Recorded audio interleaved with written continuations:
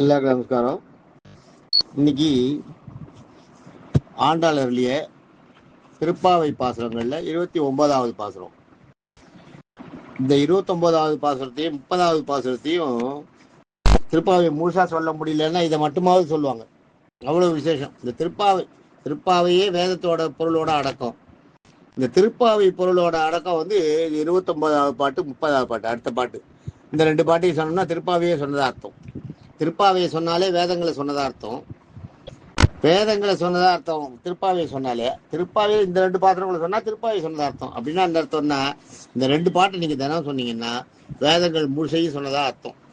அவ்வளவு இம்பார்ட்டன்ஸ் இருக்கு இந்த பாட்டுக்கு. பாட்டை சொல்றேன் கேட்டுக்கோ. சிற்றஞ்சிறுகாலை வந்துன்னை சேவித்து உன் பற்றா மலரடியே போற்றும் பொருள்களாய் பெற்றம்மேய்த்து உண்ணும் குலத்தில் பிறந்தினி குற்றேவல் எங்களை கொல்லாமல் போகாது இற்றை பறைகொள்வார் அன்றுகான் கோவிந்தா எற்றைக்கும் ஏழே பிறவிக்கும் உந்தன்னோடு உற்றுமே ஆவோம் உனக்கே நாம் மாட்செய்வோம் மற்றையினம் காமங்கள் மாற்றேலோ ரெம்பாவாய் அப்படிங்கிறது பாட்டு. இதுல சிற்றஞ்சிறுகாலே அப்படின்னு இருப்பாங்க. சிற்றஞ்சிறுகாலைன்றது என்னன்னா, நம்ம வெள்ளை விளையர்னு இருக்கு, செக்கச்சவேல் இருக்குன்னு சொல்றோம் இல்லையா. சின்னஞ்சிறு பையன் வரான், ஒரு சின்னஞ்சிறு பையனை பிடிச்சி இப்படி பண்ணி விட்டீங்க, அந்த மாதிரி அது மாதிரி சொல்றோம் இல்லையா. செக்கச்சவேல்னு ஒரு பழம் இருந்தது, அங்கே வெள்ளை விளையர்னு புடவை இருந்தது, துணி இருந்தது, வேஷ்டி இருந்தது. அப்போ அது வெறும் வெள்ளையை தான் வெள்ளை விளையர். அது மாதிரி இந்த இடத்துல சிற்றஞ்சிறுகாலைன்றது அந்த மாதிரி அப்படி ஒரு அர்த்தம். ஆனா இதுக்கு உண்மையான அர்த்தம்ன்றதை பார்த்தீங்கன்னா, சிற்றஞ்சிறுகாலைன்றது காலைன்றது பொழுது விடியறது, சிறுகாலைன்றது பொழுது விடியறதுக்கு கொஞ்ச நேரம் முன்னாடி, சிற்றஞ்சிறுகாலைன்றது அதுக்கும் கொஞ்சம் முன்னாடி. அதாவது 4:30 மணி இருக்கு பார்த்தீங்களா, 6 மணிக்கு பொழுது விடியறதுன்னு வச்சுக்கோ.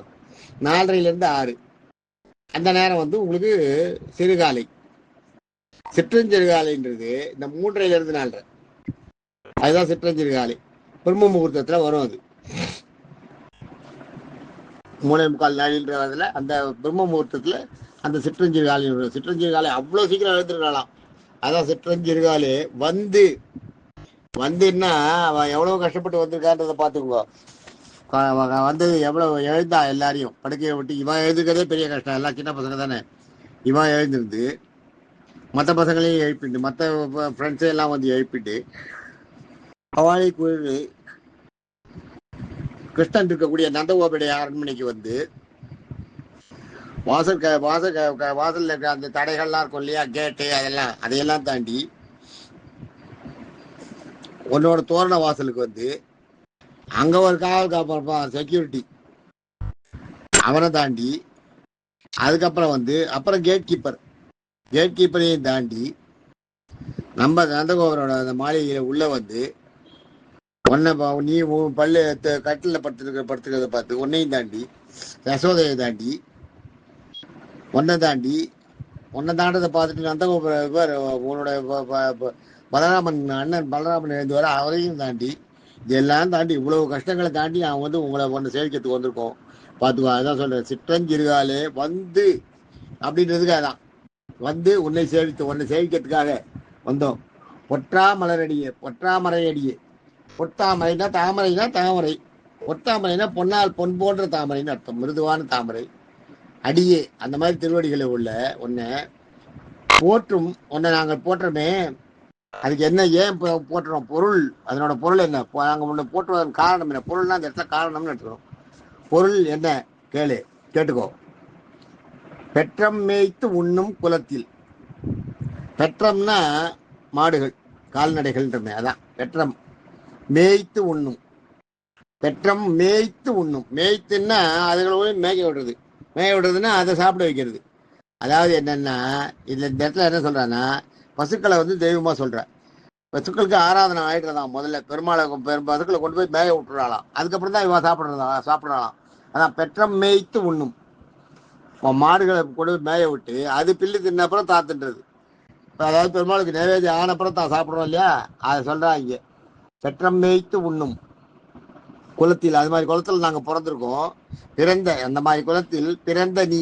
இந்த குளத்துல வந்து நீ பிறந்திருக்க, நீ வைகுண்டவாசி, நீ வைகுண்டத்துல உனக்கு எவ்வளவு பெரிய உனக்கு இது இருக்கு, சிம்மாசனம் இருக்கு, எவ்வளவு பெரிய ஆட்சி இருக்கு உனக்கு, உன்னை கண்டு எத்தனை பேர் எல்லாரும் நடுங்கிற. ஆனா அதையெல்லாம் விட்டு உன்னோட சௌசல்யத்தால, சௌசல்யன்றது எளிமை, உன்னுடைய எளிமையால நீ வந்து இங்க கீழே வந்து இவ்வளவு சாதாரணமா எல்லாரும் கூட எங்க கூட வந்து பிறந்து, அதுவும் மாடு மேய்க்கிற குளத்துல எங்க கூட பிறந்து, எங்களுக்கு ஒண்ணுமே தெரியாதுன்னு போன பாட்டுல சொன்னேன், எங்களுக்கு ஒண்ணுமே தெரியாதுன்றது சொன்னேன்.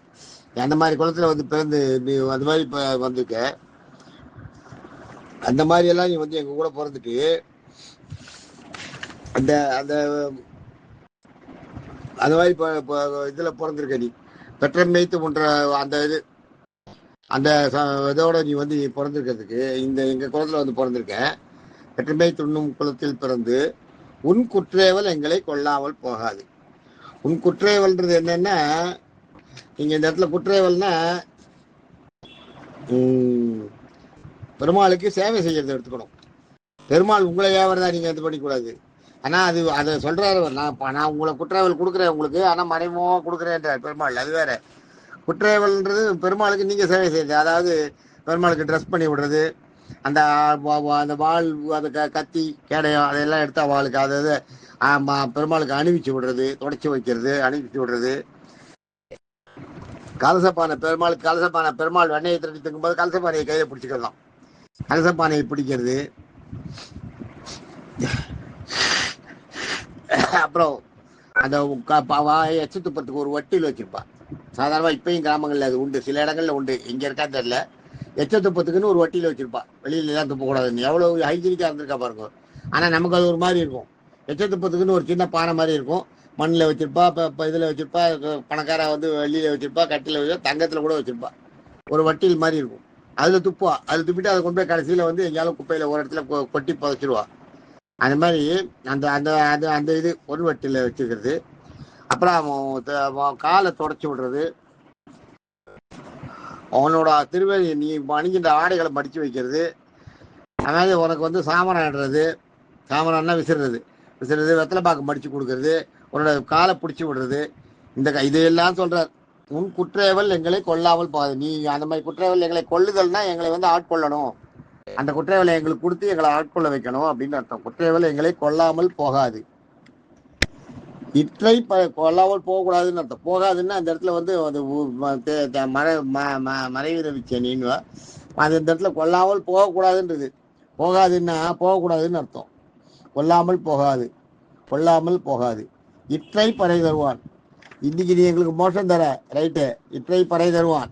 இன்னைக்கு நீ மோஷம் அன்றுகான் கோவிந்தா, அன்னைக்கு நான் உங்களை பார்த்தேனே, உன்னை கோவிந்தான்னு உன்னை இது பண்ணிட்டு வந்தேனே, அதே மாதிரி இன்னைக்கு நீ எனக்கு மோட்சம் கொடுக்கறதுன்றது வேற. அன்னைக்கு நான் உன்னை பார்த்தேன் பத்தியா, அதே மாதிரி அதே பெருமாளா இருந்து எற்றைக்கும் என்னைக்குமே என்னைக்குமே எந்த காலத்திலையும் என்ன உள்ளே வச்சுக்கணும். 7 பிறவிக்கும் 7 பிறவி, 7 பிறவின்றது ஒரு பூர்த்தின்னுவா சாதாரணமா ஒரு. அதனால்தான் தேவசங்கள் அது மாதிரி இதெல்லாம் பண்ணும்போது கூட பார்த்தீங்கன்னா 7 பிறவியை சொல்லுவான். 7 பிறவி பயன் கிடைக்கும், 7 பிறவிக்குன்றது வந்து 7 பிறவி பயன் கிடைக்கணுவா. ஒருத்த மனுஷன் வந்து பூலோகத்துல பிறவியா பிறக்கிறது 7 பிறவி பிறப்பானான், 7 பிறவிகளா பிறப்பானா. அதைத்தான் சொல்றாங்க. எற்றைக்கும் 7 பிறவிக்கும், அந்த என்னோட 7 பிறவிக்கும் 7 பிறவி எனக்கு இந்த மனித பிறவி இருக்கும். அந்த 7 பிறவிலையும் எனக்கு மனித பிறவி இல்லை, எனக்கு பிறப்புன்றது 7 இருக்கும், எதுவா வேணாலும் பிறக்கலாம். அந்த 7 பிறவிலையுமே 7 பிறவிக்கும் உன்னோடு உற்றுமே அவன் உனக்கு வேண்டியவனாவே தான் இருக்கணும்.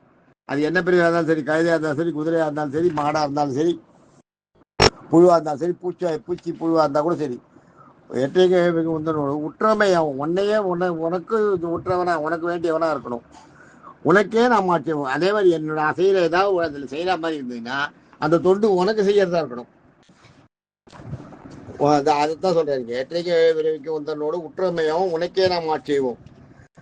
அது நிறைய இருக்கு. மற்ற நம் காமங்கள், அதுக்கப்புறம் மற்ற நம் காமங்கள்ன்ற பார்த்தீங்களா, அந்த காமங்கள்ன்றது என்ன, பெருமாளுக்கு நம்ம செஞ்சுட்டு அப்பா பெருமாளுக்கு நான் எப்படி செஞ்சேன் பத்தியா அப்படின்னு நினைச்சு அந்த அந்த இது பண்றவன் அந்த மனசுல ஒரு ஆனந்தம் உண்டாருத, அதை சொல்றா, அது காமம்ன்றா. அந்த மாதிரி உண்டாகக்கூடாது.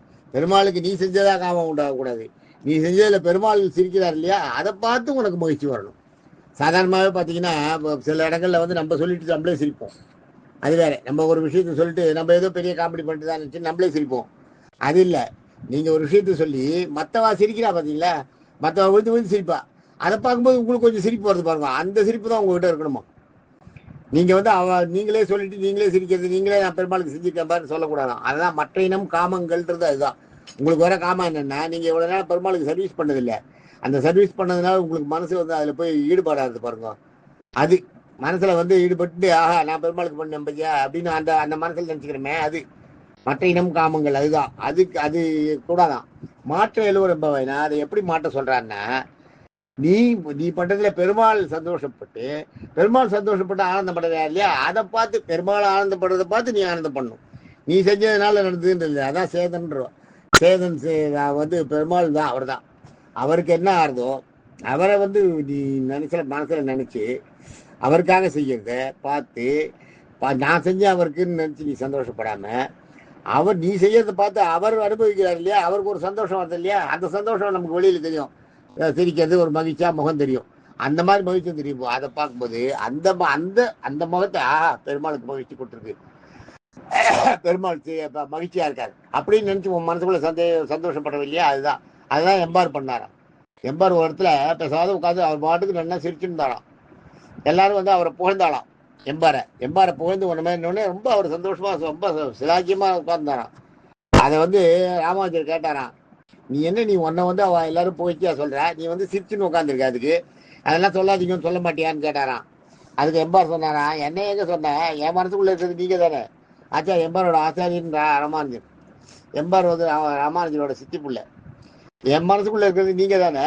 அவ என்ன பாராட்டுறா, என்ன புகழா, என்னையா புகழா, உங்களை புகழதை பார்த்து எனக்கு சந்தோஷமா இருக்கு அப்படின்றார் அவர். எம்பார் சொல்றார். அந்த மாதிரி வரணுமா, அந்த ஆனந்தம்ன்றது அந்த மாதிரி வரணுமா. எம்பாரோட உயரிய நிலை அது. அதை அவர் சொல்லுவார். நாளைக்கு அடுத்த பாட்டை பார்ப்போம். நாளையோட அந்த திருப்பாவை 30 பாட்டும் முடியும். தேங்க்யூ.